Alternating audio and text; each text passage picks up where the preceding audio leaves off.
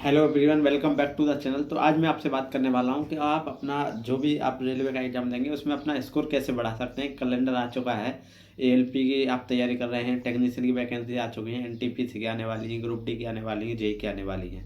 तो इसके लिए आप अपना स्कोर कैसे बढ़ा सकते हैं। तैयारी सब लोगों की चल रही होगी। इसमें क्या है, आप अपना स्कोर बढ़ाने के लिए कुछ चीज़ें जो आपको एक्स्ट्रा करनी होती है। तैयारी सब लोग करते हैं, सिलेक्शन कुछ लोगों का होता है। और देखिए, तैयारी को गलत डायरेक्शन में ना जाने दें, उसके लिए आपको कुछ चीज़ें हैं जो आपको एफर्ट लगाने होंगे। हार्ड वर्क, स्मार्ट वर्क सब आपको करना होगा, कॉम्बिनेशन से ही वो सब होता है। तो उसके लिए मैं आपको बता दूं, सबसे पहले जो आप तैयारी कर रहे हैं उसको सिलेबस को पूरा नोट डाउन कर लीजिए और सिलेबस को कवर कीजिए। सिलेबस को कवर करने के बाद दोस्तों, टेस्ट देने का जो होता है, टेस्ट जरूर दीजिए, लेकिन ऐसा नहीं है कि आप बिना सिलेबस कंप्लीट किए टेस्ट दे रहे हैं। और दूसरा है किताबों का चुनाव। अच्छी किताबों का चुनाव करना बहुत ज़रूरी है कि आप अभी करंट दौर में कौन सी किताब आपके लिए बेस्ट हो सकती है, वो भी आपको चुननी होंगी। उसके बाद टीचर्स कौन से, आप कैसे आपको पढ़ना है, पेड पढ़ना है, फ्री पढ़ना है, यूट्यूब से पढ़ना है, ये सब बहुत सारी चीज़ें। और एक टाइम मैनेजमेंट, ये है वो बहुत पहलू है। उसके बाद में देखिए, रिवीजन तो मेन चीज़ होती है। कुछ चीज़ें उसी के बारे में मैं आज आपको बताने वाला हूँ। सबसे पहले देखिए, टीचर आप कैसे सेलेक्ट करेंगे। यूट्यूब से पढ़ रहे हैं, फ्री में भी बहुत सारे बैच हैं, और पेड भी पढ़ रहे हैं। अगर आप पेड लेने में हैं तो वही लीजिए, पेड लेने में आप कैपेबल हैं तो वह लेने की कोशिश कीजिए।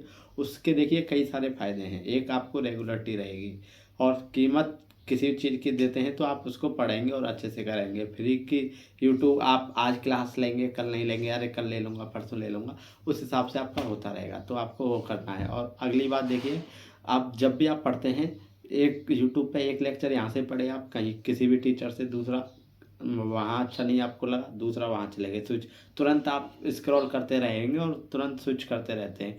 उससे क्या है, रेगुलरिटी नहीं बन पाती है। और एक टीचर से पढ़ने में बहुत सारे फ़ायदे होते हैं, क्योंकि बहुत सारे टीचर होते हैं। कुछ चीज़ें इस सब्जेक्ट में, इस चैप्टर में यहाँ पढ़ाएंगे एक चैप्टर में, और अगली उसी चैप्टर की कुछ चीज़ें अगले चैप्टर में पढ़ाते हैं, रिलेट करके पढ़ाते हैं। तो वो सारी चीज़ें आपकी छूट सकती हैं।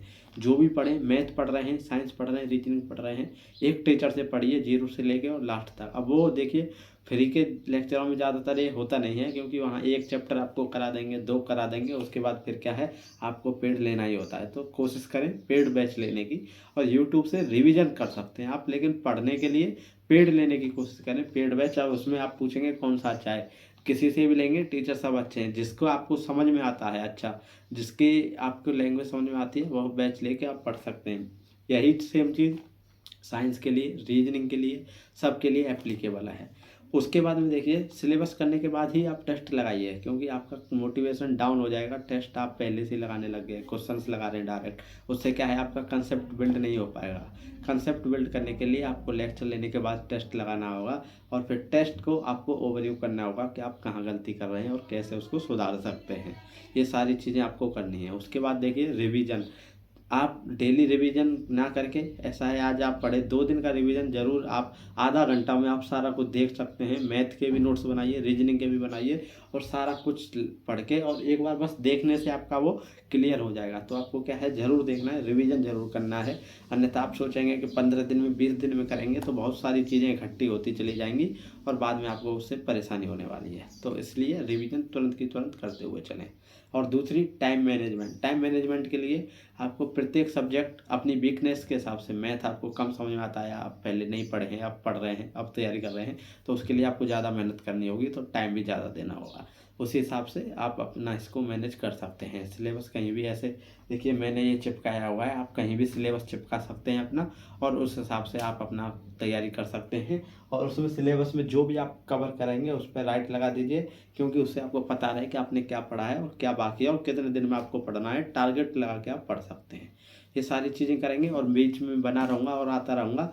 और आप जो भी आपका सुझाव, आपके सुझावों का स्वागत है, कमेंट कर सकते हैं, और मैं आपके बीच बना रहूँगा, और आपको आपकी जो स्ट्रेटजी है वो अपनी बताता रहूँगा, उससे आपकी तैयारी अच्छी हो सके, बेहतर हो सके। आज की वीडियो में बस इतना ही। धन्यवाद, thank you, God bless you all.